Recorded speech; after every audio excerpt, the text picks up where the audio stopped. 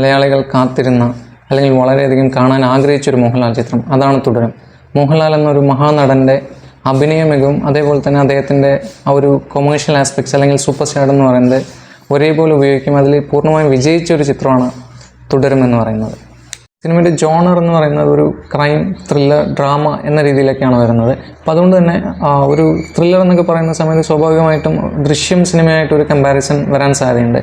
പക്ഷേ ഇവിടെ തുടരും നോക്കുന്ന സമയത്ത് നമ്മൾ കണ്ടു കഴിയുന്ന സമയത്ത് നമുക്ക് ഫീൽ ചെയ്യുന്ന ഒരു വളരെ വ്യത്യസ്തമായിട്ടുള്ളൊരു സിനിമയാണ്. കാരണം ഒരു ദൃശ്യത്തിനെ കുറിച്ച് പറയുകയാണെന്നുണ്ടെങ്കിൽ അത് വളരെ സ്ലോ ബേണിംഗ് ആയിട്ടുള്ള വേറൊരു ടൈപ്പ് ഫിലിമായിരുന്നു. ഇവിടെ വരുന്ന സമയത്ത് കുറച്ചുകൂടി ലാലേട്ടൻ്റെ മാസും കുറച്ച് ആക്ഷൻ സീക്വൻസും കാര്യങ്ങളെല്ലാം വരുന്ന ഒരു നല്ലൊരു തിയേറ്റർ എക്സ്പീരിയൻസ് തരാൻ കഴിയുന്ന, നമ്മൾ ഒരു മോഹൻലാലിനെ ശരിക്കും നമ്മൾ കാണാൻ ആഗ്രഹിച്ച തരത്തിലുള്ള ഒരു സിനിമയാണ് തുടരുമെന്ന് പറയുന്നത്.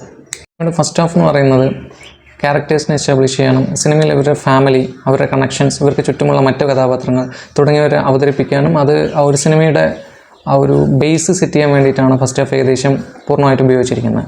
പിന്നെ സിനിമയുടെ ഒരു ത്രില്ലർ എലമെൻറ്റ്സ് വരുന്നത് ഈ ഫസ്റ്റ് ഹാഫ് അവസാനിക്കുന്നതിന് ഒരു 10-20 മിനിറ്റ് മുമ്പായിട്ടാണ് ആ ഒരു പരിപാടിയിലോട്ട് പിടിക്കുന്നത്. പിന്നെ അവിടെ നിന്ന് തന്നെ സിനിമയുടെ മോഡ് ചേഞ്ച് ആവുന്നുണ്ട്. അതിൻ്റെ ആ ടോണ്, അതിൻ്റെ ഇൻറ്റൻസിറ്റി എന്ന് പറയുന്നത് വളരെയധികം ചേഞ്ച് ആവുന്നുണ്ട്. അപ്പോൾ അത് ആ ഒരു ടോൺ എന്ന് പറയുന്നത് നമ്മൾ കാണുന്ന പ്രേക്ഷകരിലേക്ക് എത്തിക്കുന്നതിൽ ജെക്സ് ബിജോയുടെ മ്യൂസിക് എന്ന് പറയുന്നത് വളരെ വലിയ പങ്ക് വെച്ചിട്ടുണ്ട്. കാരണം ഒരു edge of the seat experience നമുക്ക് തരുന്നതിൽ അദ്ദേഹത്തിൻ്റെ മ്യൂസിക് എന്ന് പറയുന്നത് ശരിക്കും അതിഗംഭീരമായിട്ട് തന്നെ സിനിമയിൽ വർക്കായിട്ടുണ്ട് എന്നുള്ളതാണ്.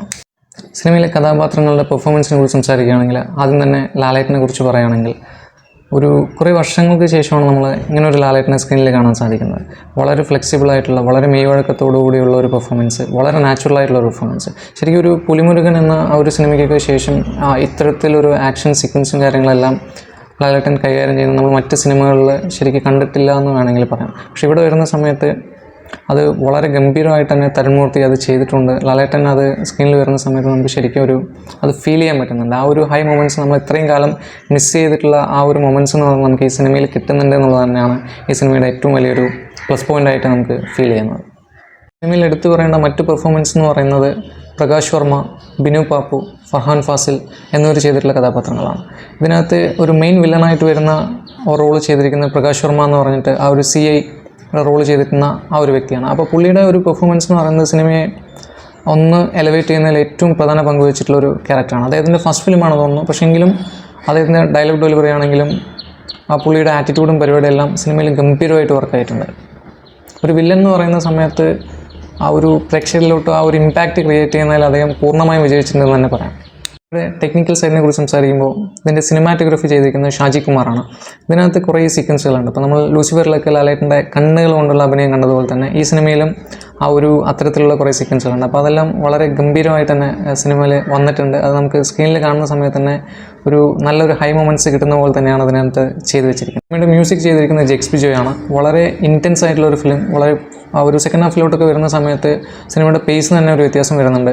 പിന്നെ ഒരു ത്രില്ലർ വിഭാഗത്തിലിട്ട ഒരു മൂവി ആയതുകൊണ്ട് തന്നെ അതിൻ്റെ മ്യൂസിക് എന്ന് പറയുന്നത് പ്രേക്ഷകരിലോട്ട് അത്രയധികം കണക്ട് ചെയ്യുന്നതും ആ സിനിമയെ എലവേറ്റ് ചെയ്യുന്നതിലും വളരെ വലിയ പങ്ക് വെച്ചിട്ടുണ്ട്. അപ്പോൾ അത് നമുക്ക് ഒരു എഡ്ജ് ഓഫ് ദ സീറ്റ് അനുഭവം തരുന്നതിൽ അദ്ദേഹത്തിൻ്റെ മ്യൂസിക് എന്ന് പറയുന്നത് ശരിക്കും വളരെ അടിപൊളിയായിട്ട് തന്നെ സിനിമയിൽ വർക്കായിട്ടുണ്ട്.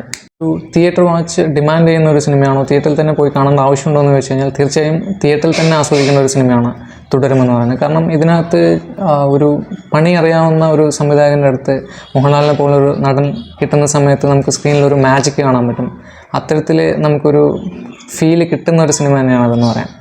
സിനിമ കഴിഞ്ഞ് തിയേറ്ററിൽ നിന്ന് ഇറങ്ങുന്ന സമയത്ത് ഒരു ഗംഭീര സിനിമയാണ് കണ്ടത്, അല്ലെങ്കിൽ ഒരു 100% സാറ്റിസ്ഫാക്ഷൻ തന്നൊരു സിനിമയാണ് തിയേറ്ററിൽ നിന്ന് കണ്ടത് എന്ന് തോന്നിപ്പിക്കുന്ന, അല്ലെങ്കിൽ അത്തരത്തിലൊരു ഫീൽ തരാൻ കഴിയുന്ന ഒരു സിനിമയാണ് ഇതെന്ന് പറയുന്നത്. അതിൽ സംവിധായകൻ 100% വിജയിച്ചിട്ടുണ്ട്.